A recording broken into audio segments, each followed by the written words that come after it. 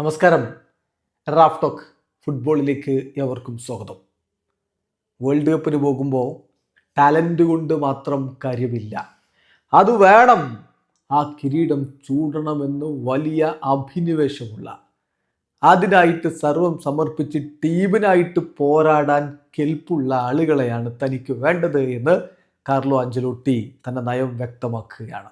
അപ്പോൾ ടാലൻ്റ് കൊണ്ട് മാത്രം കാര്യമൊന്നുമില്ല, മറിച്ച് അതിനുവേണ്ടി വർക്ക് ചെയ്യാൻ പറ്റണം, അതിനുള്ള ഫിസിക് ഉണ്ടാവണം, അതിനുള്ള പോരാട്ട വീര്യമുണ്ടാകണം. അങ്ങനെയൊക്കെയുള്ള താരങ്ങൾ മതി വേൾഡ് കപ്പിന് എന്ന് അദ്ദേഹം പറഞ്ഞ CBFൻ്റെ ഒരു സമ്മിറ്റിലാണ്. കഴിഞ്ഞ ദിവസം CBFൻ്റെ പ്രോഗ്രാം ഉണ്ടായിരുന്നു. പല ക്ലബ്ബുകളുടെ തലപ്പത്തിരിക്കുന്നവരൊക്കെ അതിലുണ്ടായിരുന്നു. അക്കാഡമി സമ്മിറ്റും മറ്റു കാര്യങ്ങളൊക്കെ ഉണ്ടായിരുന്നു. അപ്പോൾ അതിലാണ് ആഞ്ചലോട്ടി കൃത്യമായിട്ടുള്ള മെസ്സേജ് കൊടുക്കുന്നത്.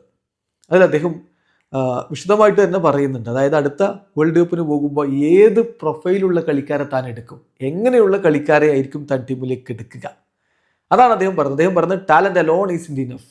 ടാലൻറ്റ് മാത്രം കൊണ്ട് മതിയാവില്ല. വേൾഡ് കപ്പ് ഒക്കെ പറഞ്ഞ ടാലൻ്റ് ഉള്ള കളിക്കാരനാണെന്ന് പറഞ്ഞുകൊണ്ട് കാര്യമൊന്നുമില്ല. ആ ഒരു കിരീടം അത് അത്രയധികം ആഗ്രഹിച്ച് അതിനു വേണ്ടി കളിക്കാൻ പറ്റുന്നയാളാവണം എന്ന് തന്നെ അദ്ദേഹം കൃത്യമായിട്ട് പറയുന്നു. ആഞ്ചലോട്ടിയുടെ വാക്കുകൾ ഇപ്പോൾ TNT സ്പോർട്സ് ബ്രസീൽ റിപ്പോർട്ട് ചെയ്യുന്നുണ്ട്.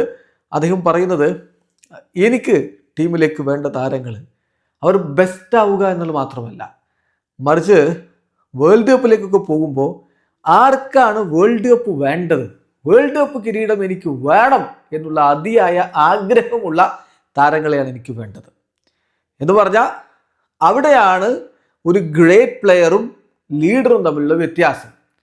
ടീമിനെ നയിക്കാൻ കെൽപ്പുള്ള, ആ ആഗ്രഹത്തിലേക്ക് കൊണ്ടുപോകാൻ കെൽപ്പുള്ളവർ, അങ്ങനെ ലീഡേഴ്സ് ആയിട്ടുള്ള താരങ്ങളെയാണ് എനിക്ക് വേണ്ടത്. ഒരു ലീഡർ എന്ന് പറഞ്ഞാൽ ആ ലീഡർ അവൻ്റെ ടാലൻറ്റും അവൻ്റെ എഫേർട്ടും ടീമിന് വേണ്ടി ഇടും.